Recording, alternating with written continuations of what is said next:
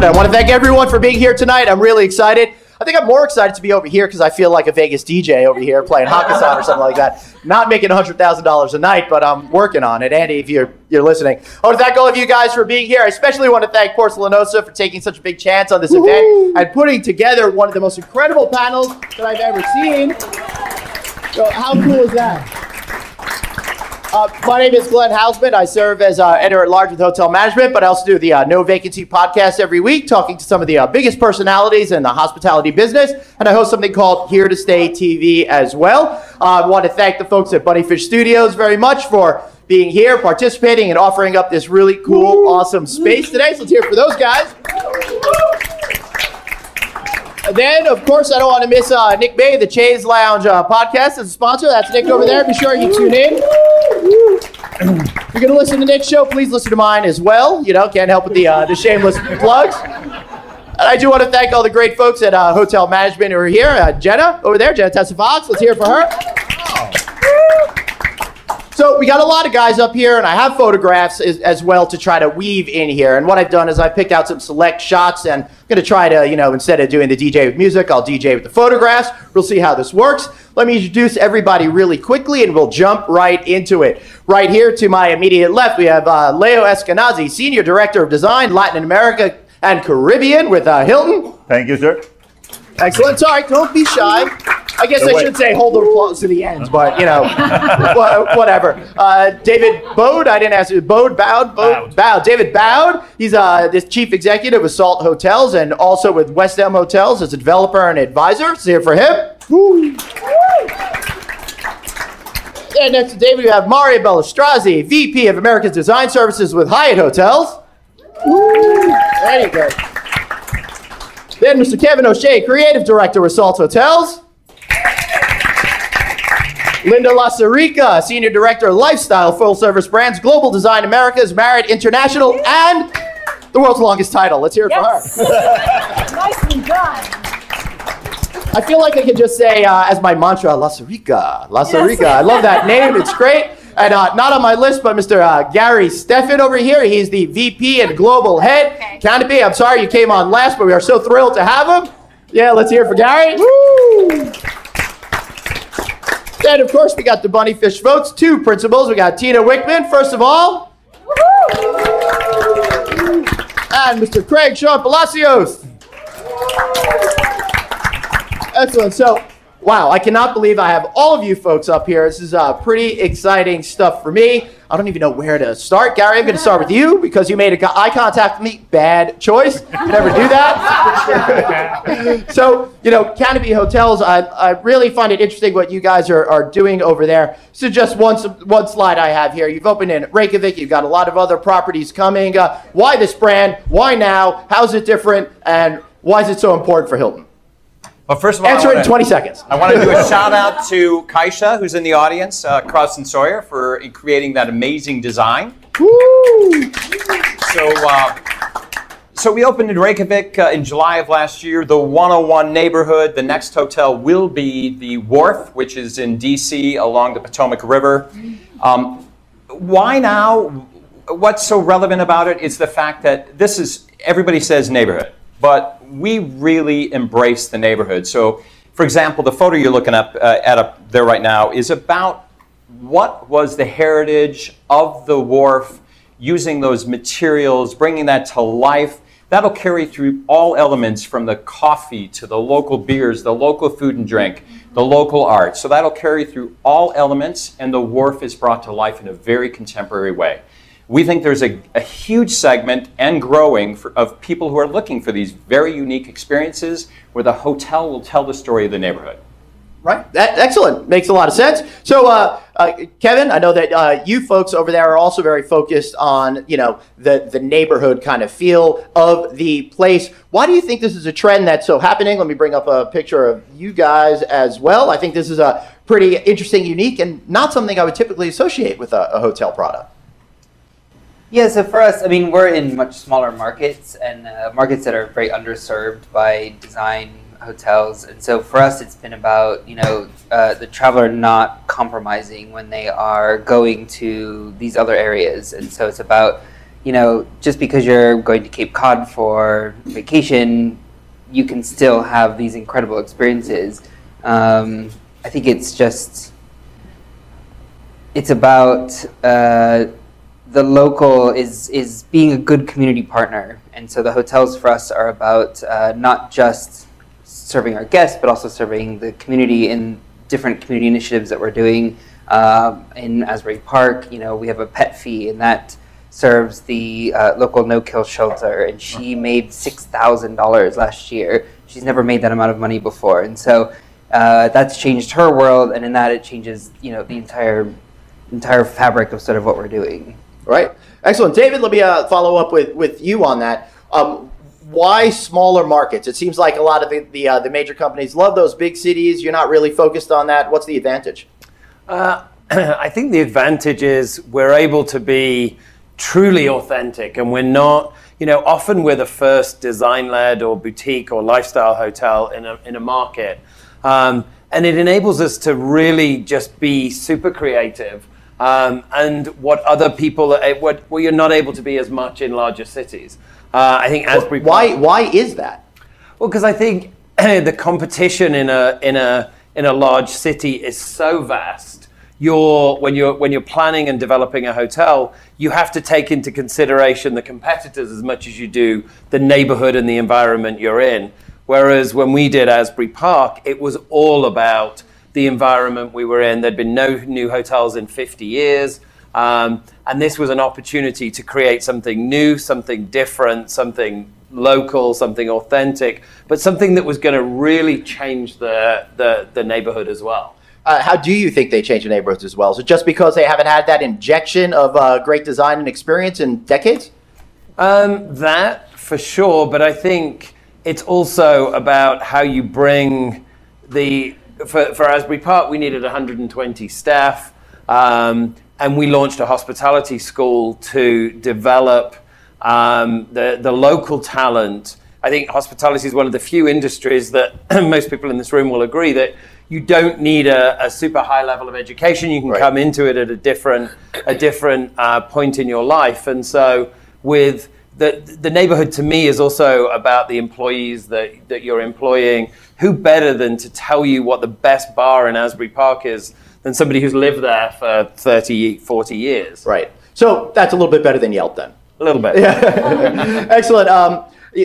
Linda, I'm not familiar with this company, Marriott. Maybe you could help me understand it. But more specifically, you're working on the Renaissance brand, which I think is really interesting. To me, didn't mean anything to me. It didn't connect with me. It wasn't really relevant to me. Then all of a sudden, wow, it changed course, got totally reinvented, and now it seems to be extremely of the place, extremely local, and very design forward. Could you tell us a little bit about the story of how the company went and made that big switch?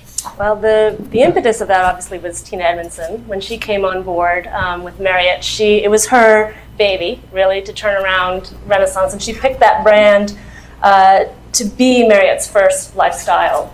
It's been a great brand to embrace because it is so bespoke, it's so custom for the neighborhood, but the platform that brand has developed for it is really based on the program of the Navigator.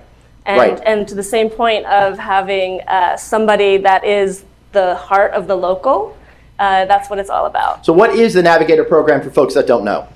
The Navigator is basically an elevated concierge. So it's your friend in the city. So when you come there, you know, what's better than traveling to a city where you have a friend that knows all of the inside, you know, places to go. So the Navigators they are either natives or long-term residents, and they are using their knowledge of the city to bring that to the guests and tell them where to go. So it's outside of the Yelp, what you can find on TripAdvisor. Right. And how do you make sure that they connect with the guests and create that moment? I mean, you're a designer, but you can create the best hotel in the world, but if you don't connect with the customers, you're getting nowhere. Yep. So part of the design platform and the strategy is centered around these 7 R marks that we have, and one of them is to create a discovery table, and that's every property has a different name for all of these elements, right? So that's the communal table in the lobby, and that's actually the Navigator's landing pad. And so they aren't behind a desk, they aren't behind a table, they are out there with the guest. So when the guest is plugging in and trying to figure out where to go, they're there to offer suggestions. Excellent. So moving on to Mari. How are you there, Mari? Yes. All right. So Hyatt's another company that's gone through a complete type of change with its design aesthetic. I was talking to you about this a little bit earlier. What was the impetus for the change, and what are you doing now in order to be better reflective of current design trends that you see out there? I don't know that it was so much of a change as just an evolution. I mean, that makes sense. Hyatt has a portfolio of brands similar to Marriott, not quite as many, but we have different hotels for different people, or even the same person at different moments in their life. So if you're traveling for work, you may want to stay at a Regency product. When you're traveling with your family, you might want to stay at a resort product. The images that you pulled, or that I sent to you actually, are all Andaz products, which is kind of similar in terms of the guest experience, I would say, a bit to the Renaissance. Right. There's really no front desk. It's really about this very interactive, are you the guest? Are you the employee? We're really just there to sort of help you navigate the city, right. And to provide sort of a welcome landing spot. In terms of the 3 projects that I put up are actually, one's a resort, one's an urban property, and then one is actually an urban resort. It's in Scottsdale, Arizona. So the diversity of the experience, even within that one brand, I think is quite interesting to see that you can kind of run the gamut. Excellent. And I'm going to go through more of these pictures in detail and have them explain them, but I just want to get overall kind of feeling from everybody to start off. Leah, let me go to you. You're focused on Caribbean and Latin America, very different than what we see here in terms of design and expectation by the customer. It's really resort driven in a lot of ways. How are you looking at approaching projects these days? In a resort environment? Yeah, in the resort environment. Because I know there's a lot of business hotels there as well. We actually have a big push for developing resorts lately. We believe that these resorts produce like a halo effect on our brands, and they're very desirable. You know, it works very well also with our loyalty program and how people are going to use their points to vacation and enjoy themselves. No, so it's interesting how these brands, where you can have an urban Hilton hotel and still have a Hilton resort in a Caribbean island and still belong to the same brand. No, so how does that relate? You have the same components, the same DNA, but it's just relevant to the local market. So, so that from one end in terms of location. The other thing is being relevant, and it's a big word with capital R, to the local market and your location. And being respectful and being really connected to your destination.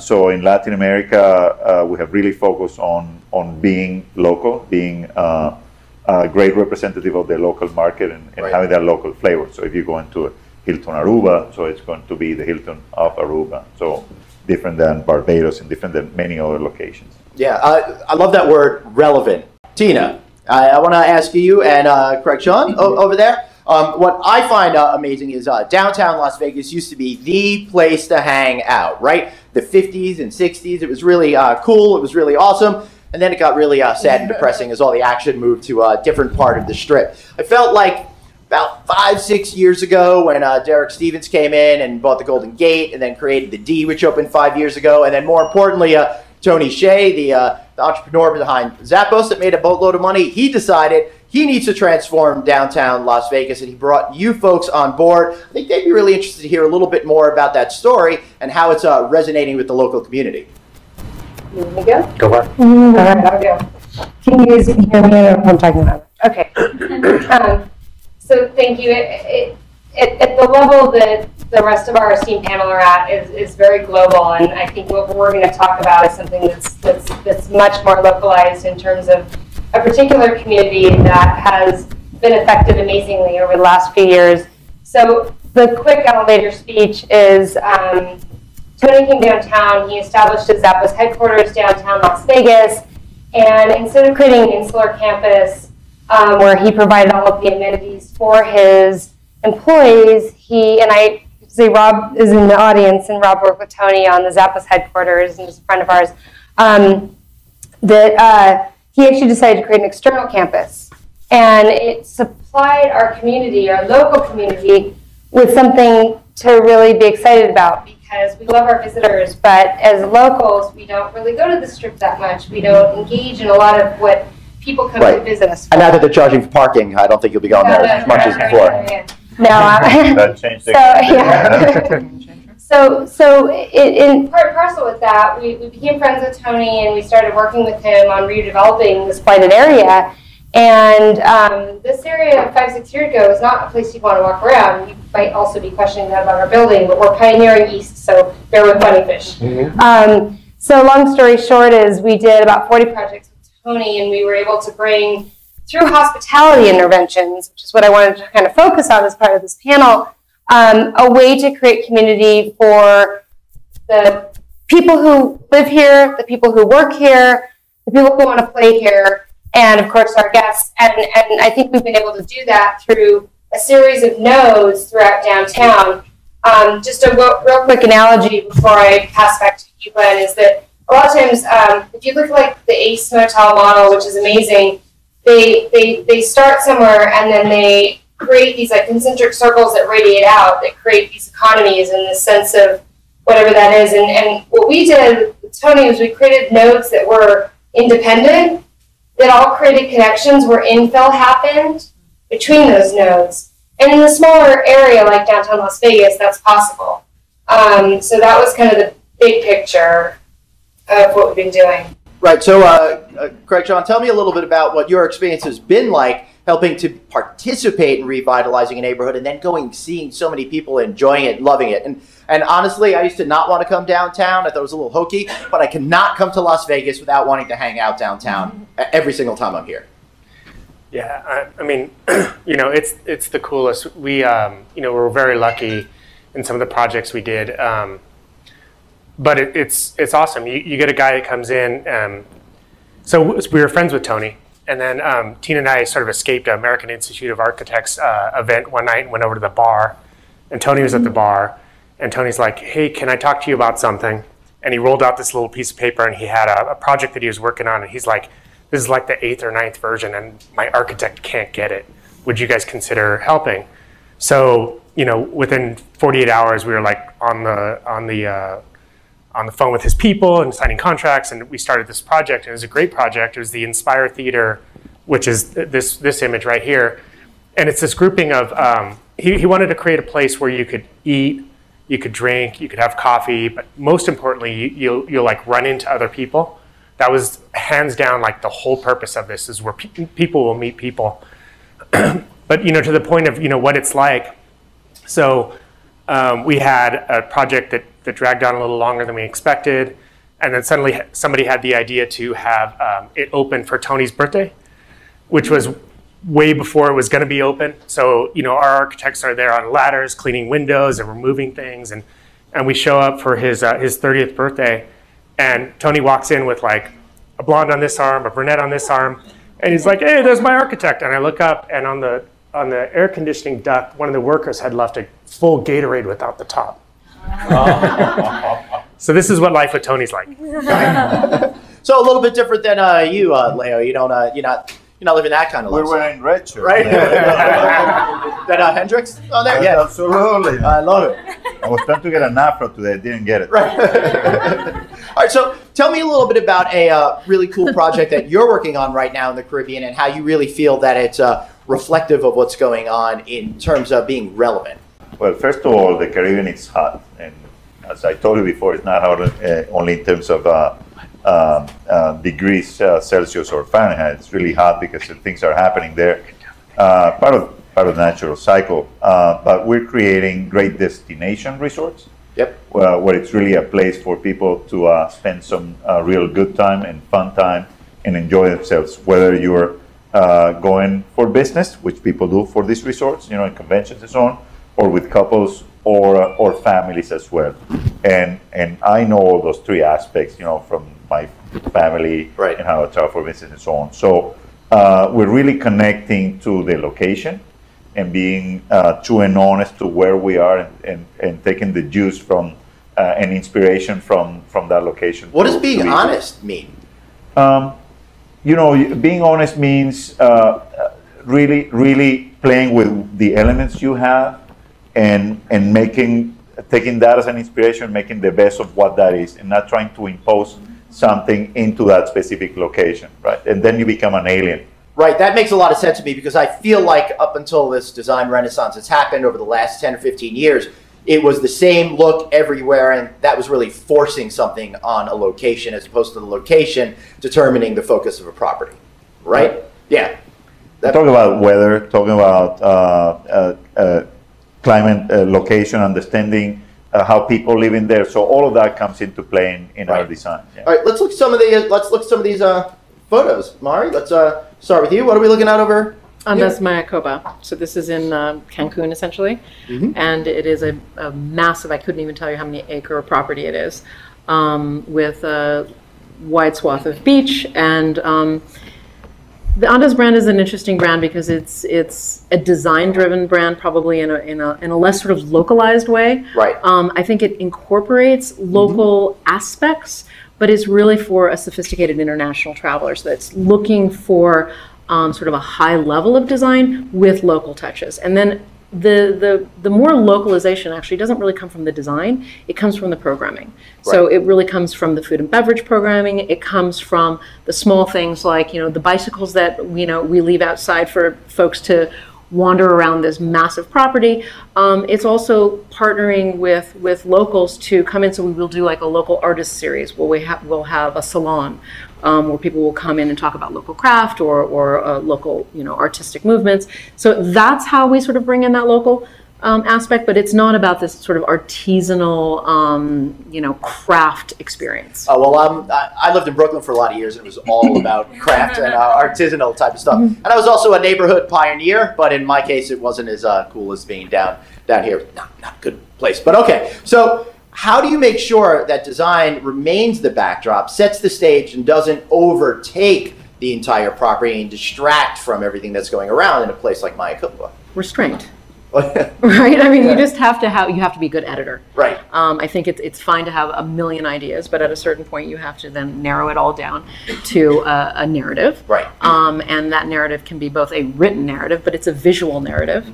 And you're looking for something that has kind of a consistency and that red thread that will go through. Because from the front door or even from the streetscape, up into the guest room, there should be some kind of visual and tactile continuity. Right. Excellent. So what are we looking at here in Ottawa? This looks like a pretty cool bar. This is an urban, brand new building. We just opened this about a year ago. A very tight urban site, and actually quite funny. Not funny to an operator, but it has barely any back of house space. But what's interesting about it is Hyatt is a management company. We're not a real estate development company. Right.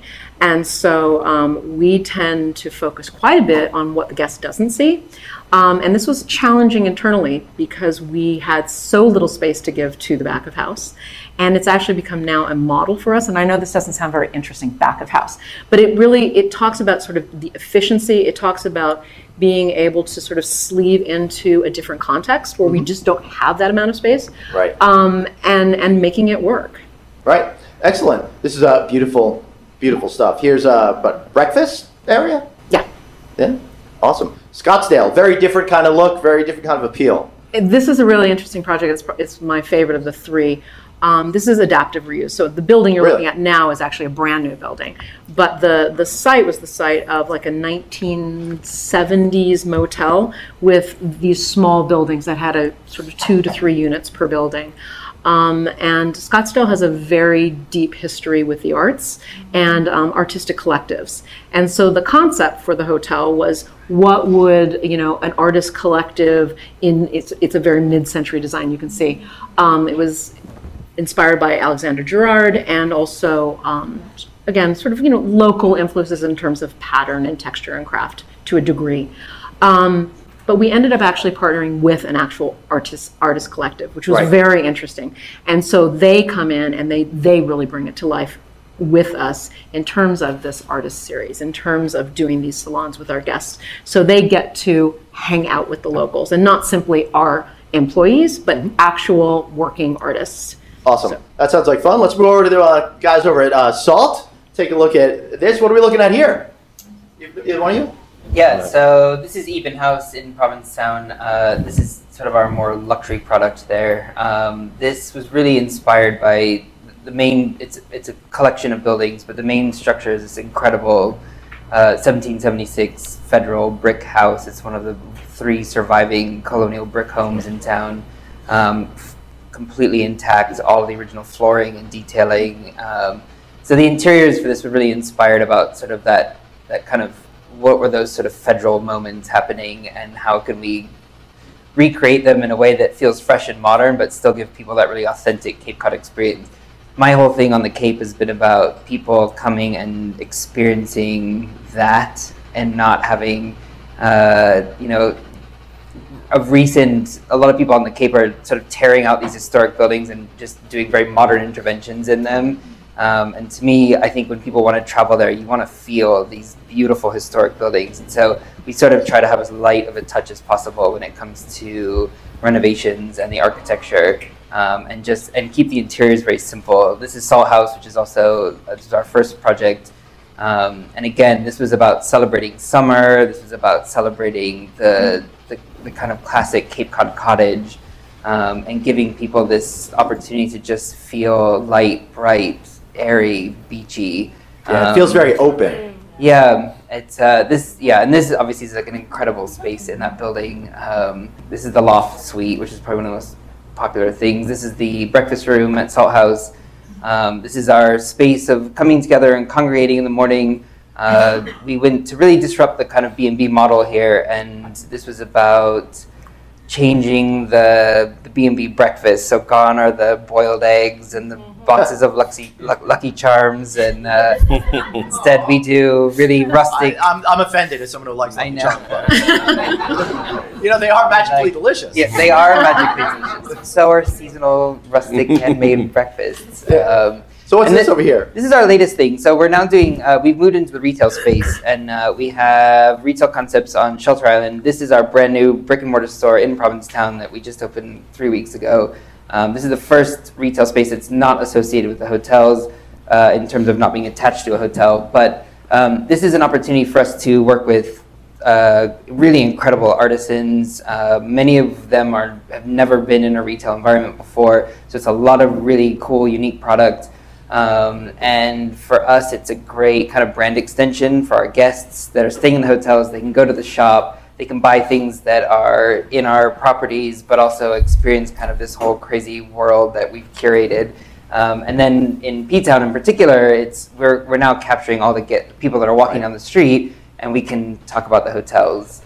And so it's become this interesting kind of cyclical world for us. Great, and if anybody is interested in buying me a present for my pool, I love the flamingo over it's there. Actually it's the most popular thing that we've sold in the shop to date. Not surprised, another picture of the shop, and what is this? This is Shelter Island.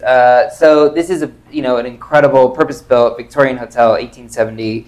And this thing had just fallen into really bad shape. So for us, this was about kind of bringing the Grand Dame back to what it was. And again, it's about delivering, what is that Shelter Island experience? What are people going to Shelter Island for? It's to be quiet and just relax and get out of New York City. And it's these huge porches. And to me, this was very much about kind of bringing the Victoriana back, but in a fresh, sort of clean, modern way. This hotel, we made a very conscious decision not to put televisions into the rooms. And it was a little bit like, let's see what happens with this. And it's actually become one of the most popular reasons why people stay here. There are no TVs. It's a total shut off. The lobby, the challenge with this space is how do you create a space that can transition from summer to winter and feel great in both seasons, because people use this hotel so differently in those two seasons. And we do breakfast in here in the morning, and in the evening it turns into a wine and cocktail bar. And so it's about sort of how could we evolve and really celebrate this incredible architecture, because it is one of the most amazing buildings. Great. Let's go over to West Elm Hotels. David, I'm curious to talk to you about the property. It's brand new. People don't really know about it yet. Williams-Sonoma, and you guys are behind this. What made them want to get into the hospitality business, and tell us a little bit about what we're looking at here? Yep. So 3 years ago, Williams-Sonoma were looking at ways of expanding their respective brands. West Elm is a very, very successful retail brand. And the Jim Brett, who's the president of West Elm, was looking at, the opportunities are, they've just opened their 100th store. Do they open another 100 stores, or do they look and diversify their markets and look at other ways to engage their guests?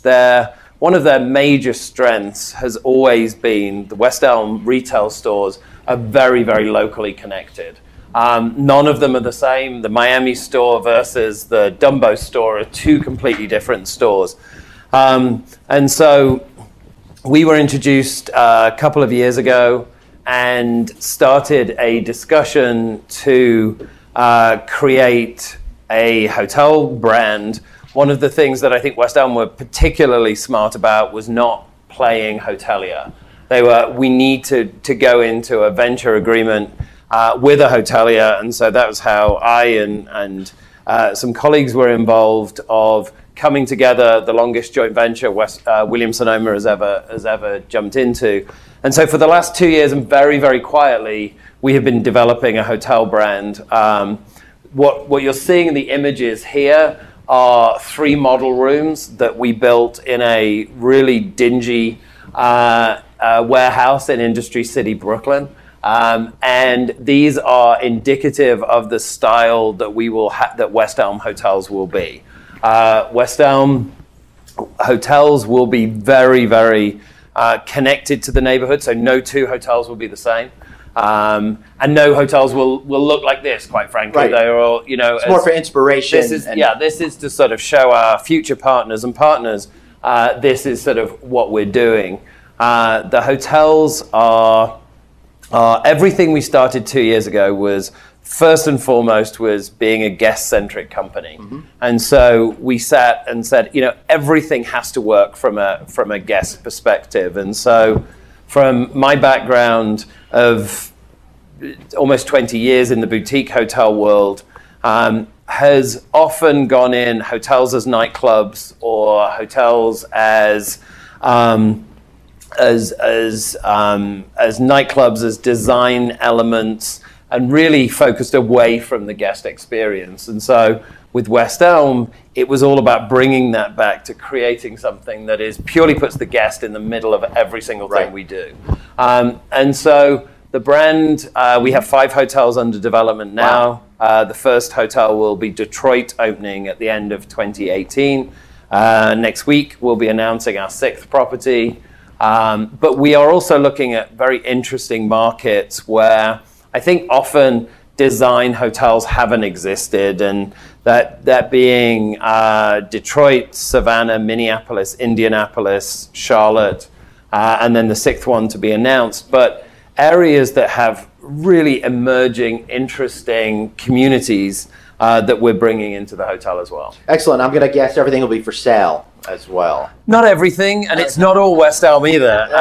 It's West Elm have been very successful about going into their retail concept and bringing in local makers, and creating interesting things there. The hotels will be exactly the same as that, but there will be the coolest app that I've ever seen that allows you to shop, and also a rewards program that will allow you to earn points, but use those points for a sofa or a side table or a hotel room. So something very different. I like that. Or you can just help yourself to whatever's in the room and sneak it back, right? Just take it out. Yeah. All right.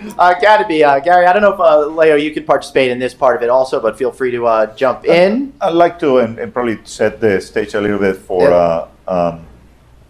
the Canopy brand presentation for Gary. And Mary mentioned something about the back of the house. Mm-hmm. And I think talking about as a guest experience in general, so it's not only about design what we do, but also how that carries through our team members, people that work at the hotel and live the culture. So I'll set the space for that to Gary.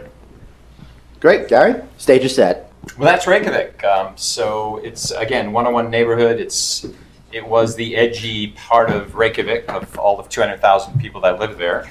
Reykjavik's one of the cities that you can just be who you are, and what they've done there is they've told a narrative of Iceland through literature, through art, but I think probably the most impactful things they've done is taken the street art that people used to express themselves, and they brought it literally into the hotel.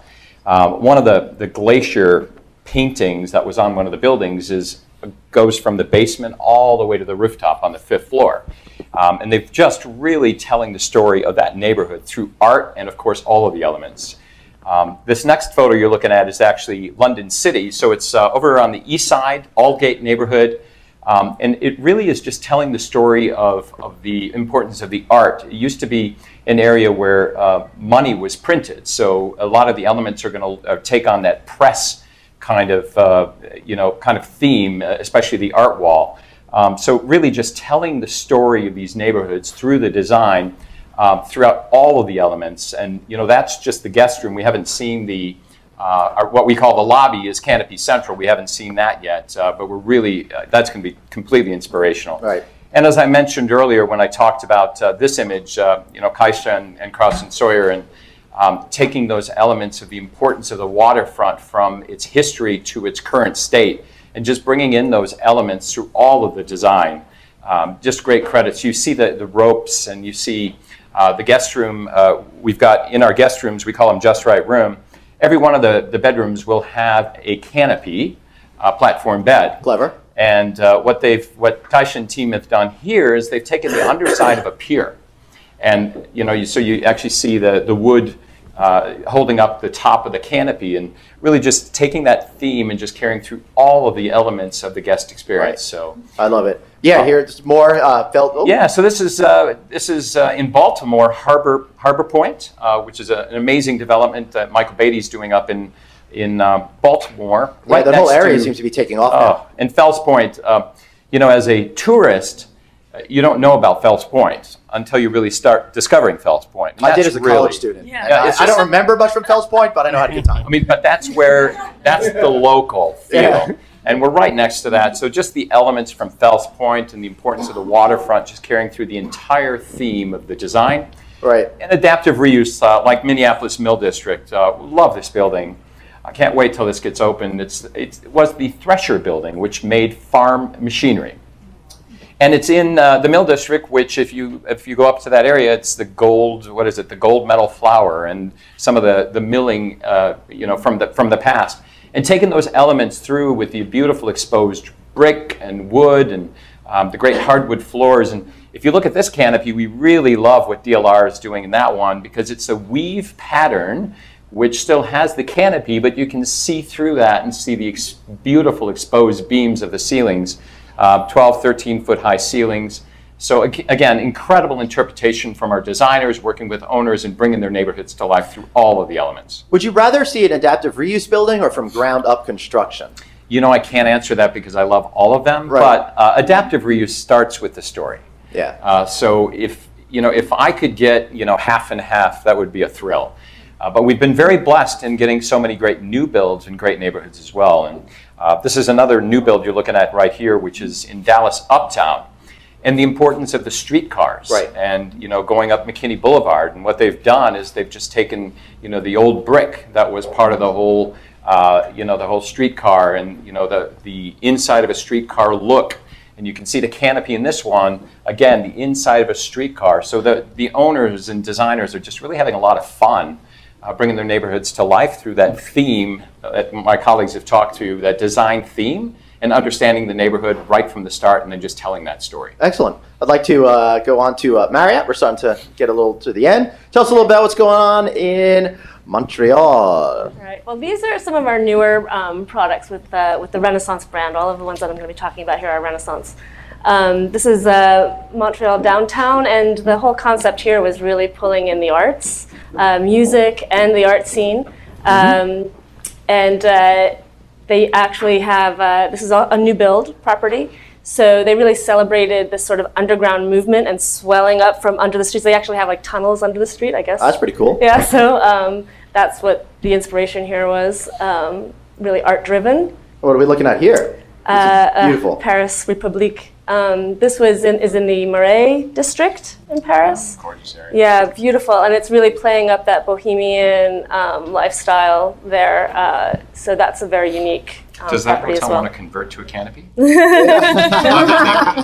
Yeah. Love that What about Albany? This looks like it's adaptive reuse. Well, adaptive reuse, it's actually not adaptive reuse because it was the old DeWitt Clinton Hotel. So it was actually an original hotel building, an old building. And here there's a sort of a celebration of putting in obviously more contemporary aesthetic into the old. And they had a playful sort of tongue-in-cheek look at incorporating the sort of the Dutch settler aesthetics into a modern, with a modern lens. So that's really sort of enlivened the downtown Albany area, and it's actually connected to the new convention center. Right. So this was renovated before the convention center actually opened. So it's sort of and this one is Allentown, Pennsylvania? Yeah, this completely changed Allentown. It was I thought the Billy Joel song changed Allentown. Yeah, this came a little after. Yeah. But it was the first new hotel to be built in Allentown in 35 years. Wow. Yeah. Not like cool, like 50 years, but close. 35 years, yeah. So it is actually an anchor for the neighborhood. I mean, this really is a local draw. Guests, not just guests, but the local will hang out here. This is the heart of Allentown. Excellent. And let's do one more real quick. One more. I love this property. This is St. Pancras London, our London property, Renaissance. Cool. It is so unique.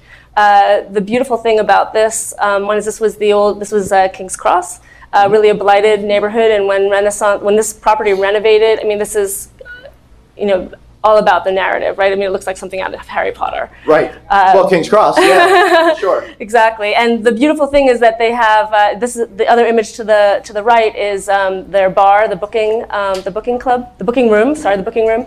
And part of the Renaissance platform is Evenings at Renaissance. And they have 3 nights a week live bands there, local performers. So that really draws, again, the locals into the neighborhood and live. Nice. And 3 nights a week, the sax player will lull you to sleep with his music. He'll come to your room, right? And let's talk a little bit about you guys. BUNNYFiSH. So, hey, this is you, Tina. Is that That's Cusco. Yeah. I like that. We got Craig. All right. So, what is this space? Tell a little bit of the story. Yeah, so sorry about these slides. I think the format's a little bit different than what you were doing, but this is Tony, and this is our first office, which was a coffee shop. I like these guys are refusing to look at the camera. So, Tina and I were very lucky in that we had projects before we had a business. So we didn't have an office, so we went to the Beat Coffee Shop to start the business because there was other smart people there.